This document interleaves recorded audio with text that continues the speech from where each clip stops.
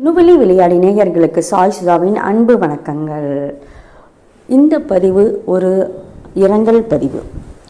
Karate வீரர் மற்றும் வில்வித்தை பயிற்சியாளர் மற்றும் நடிகருமான சிகான் ஹுசைனி நள்ளிரவில் இறந்திருக்கின்றார். நேற்று நள்ளிரவில் இறந்திருக்கின்றார். அவருக்கான இரங்கல் பதிவு இது.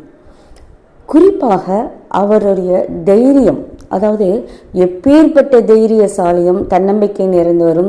இறப்புன்னு வந்துட்டா அந்த நேரத்தில் ஒரு மரண பயம், அதுக்கு பேரே மரண பயம்னு சொல்லுவாங்க.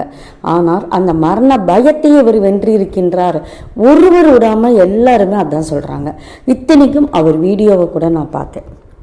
அந்த வீடியோவில் ஒரு நார்மலாக ஒரு பர்சன் ஒரு வீடியோ கொடுத்தா எப்படி கொடுப்பாங்களோ, ஒரு நல்ல ஆக்டிவாக இருக்கிறவங்க எப்படி பேசுவாங்களோ அப்படி பேசுகிறாரு அவர்.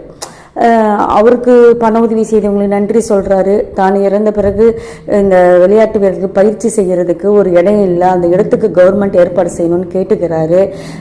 அதுக்கப்புறம் என்ன சொல்லியிருக்கிறாரு, இவர் இறக்க போகிறோன்னு தெரிஞ்சதும் அவருடைய இதயத்தை தவிர மற்ற உறுப்புகளை 3 நாட்கள் கழித்து உடல் தானம் செய்ய சொல்லியிருக்கிறாரு. விடிய உட்காந்து இவர் கையெழுத்து போட்டிருக்கிறாரு, ரசிகர்களுக்காக கையெழுத்து போட்டிருக்காரு.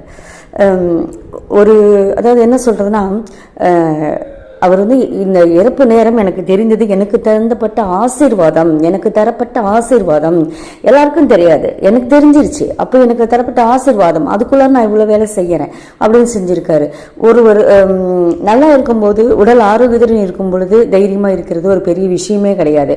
உடல் ஆரோக்கியம் குறையும் பொழுது அந்த தன்னம்பிக்கை குறையும், அதுதான் மனித இயல்பு. ஆனால் இவர் ஒரு உதாரண மனிதராக இறந்திருக்கின்றார். அதுதான் நம்ம உசைன் பற்றி தெரியாதவர்கள் கூட இனி தெரிந்து கொள்ள வேண்டும், அவரை போல தைரியத்தில் பின்பற்ற வேண்டும் அப்படின்னு நான் கேட்டுக்கிறேன். உசைன் அவர்களுக்கு ஆழ்ந்த இரங்கல்கள், நுவலி விளையாடியின் ஆழ்ந்த இரங்கல்கள். அவரை பற்றி உங்கள் எல்லோருக்குமே தெரிஞ்சிருக்கும். அவர் சில படங்களில் கூட நடித்திருக்கின்றார்.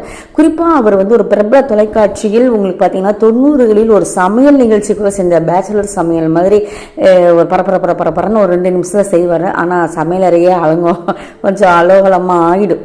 அவரை பற்றி நினைவுகள் கூட நமக்கு மகிழ்ச்சி அளிக்கின்றது. 22 நாட்கள் மருத்துவமனையில் போராடியதாக சொல்கிறாங்க. இருந்தாலும் அவர் ஒரு நிமிடம் கூட கலங்கவில்லை. அவருடைய ஆன்மா சாந்தி அடையணும்னு நான் என்ன சொல்கிறது, அவருடைய ஆன்மா சாந்தி அடையணும்னா அவர் என்ன கேட்டிருக்காருன்னா, அவருடைய விளையாட்டு வீரர்கள் அனைவருக்கும் தேவையான உதவிகள் செய்யணும்னு கேட்டிருக்கிறாரு. அந்த உதவிகள் அவங்களுக்கு கிடைக்கப்பட்டால் அவருடைய ஆன்மா சாந்தி அடையும்.